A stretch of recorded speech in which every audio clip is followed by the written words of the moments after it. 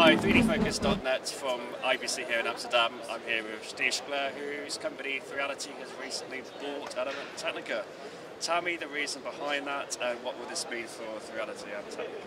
Well, the reason behind it, there's many reasons behind it.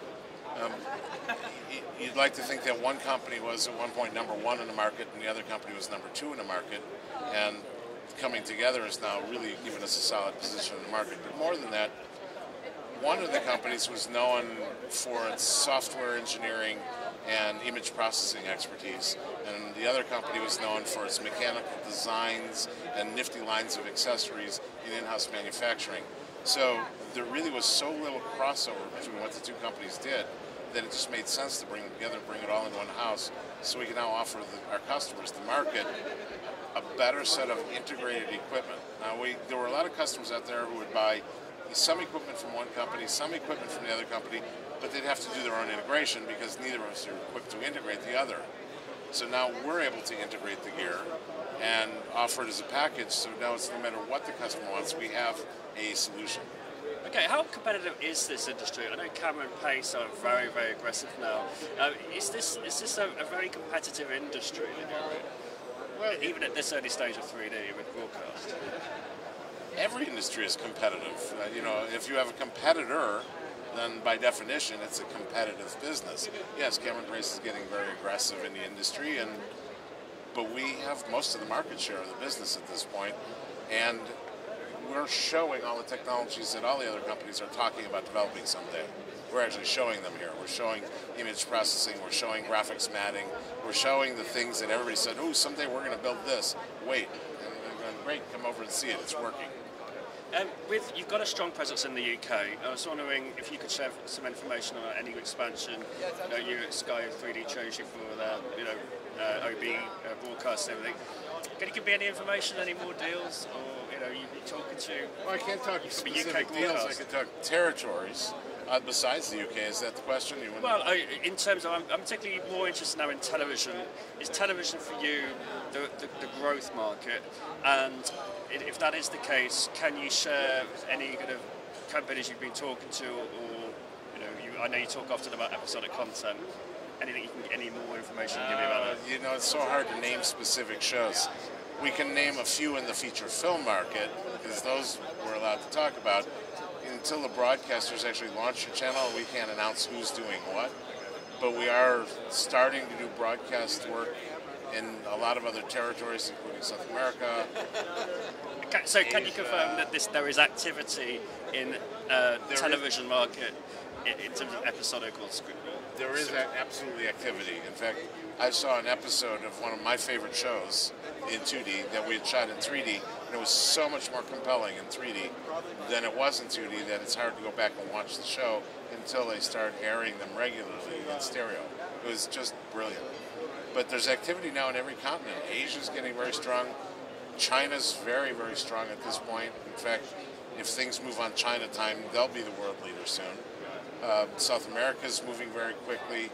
Russia, I just came back from Russia. There's a lot going on in Russia in terms of stereo. We have about 10 feature films using our gear, combined our gear, going right about now. So 10 feature films in production, some of which we've discussed.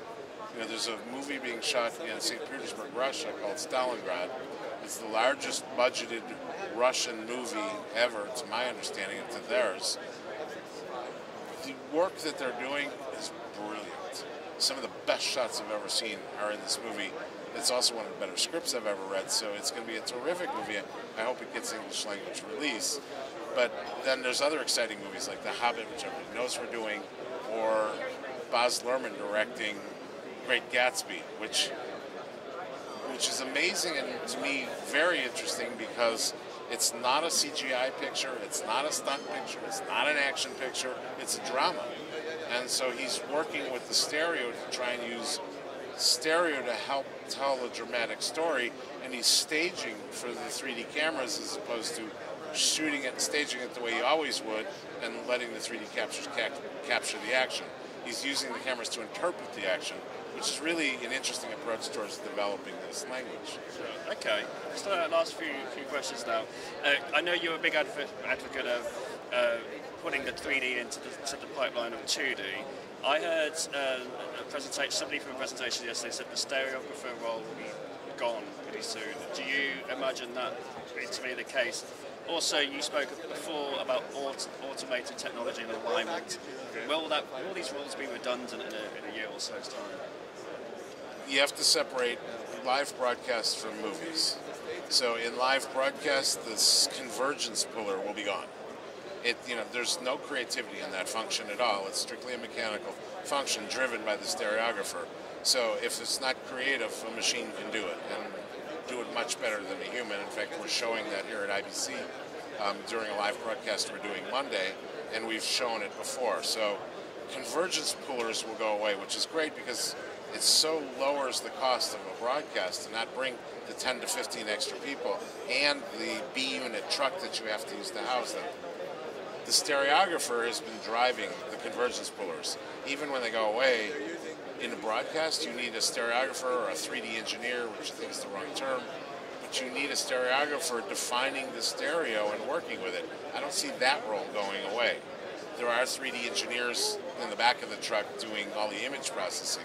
Now on the movie side, it doesn't make sense to automate convergence pulling because you're only dealing with 1 or 2 cameras at a time. So the personnel are already on set. In other words, your first AC can easily pull convergence. At some point, directors of photography will take over some of the stereographer role because their job is to visually interpret the movie, and the stereography is part of visual interpretation. So I see that working both ways. Some directors of photography will be very comfortable. They'll take over the role and make those stereo calls, and other directors and DOPs will want to work with a third stereographer who's really worried about the continuity of stereo throughout the movie. So it's a matter of choice and style. I'll have to pick that P45s up just yet. Finally, this deal, so it's Reality Technica, are you working on any innovations you can share? I know you've been very interesting thing with the graphics, the change in the element of graphics, the auto alignment. Anything in the R&D at the moment that you're looking at bringing out in the future? Smaller size rigs? There's so much in R&D, and I can't say a word about any of it because it's in R&D. Obviously we don't want to tell our competitors what we're working on because we always surprise everybody with the next new version of something. So the things that are in R&D stay there until we're ready to at least announce a beta or an alpha version. You mentioned Intelemat, which is the graphics engine.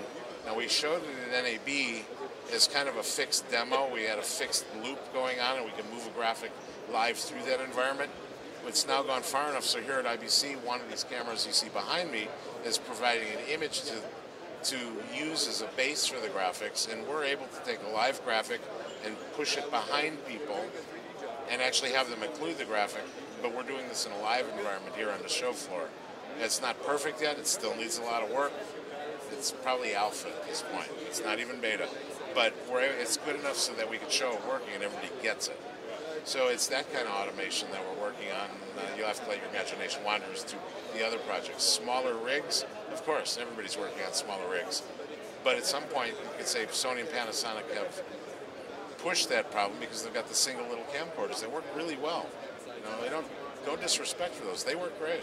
Well, brilliant. Thanks so much again, Steve Schklair, and all the best with Monday, which I know is a 3D day, sort of dedicated to 3D. More information, of course, on the website. Thank you very much.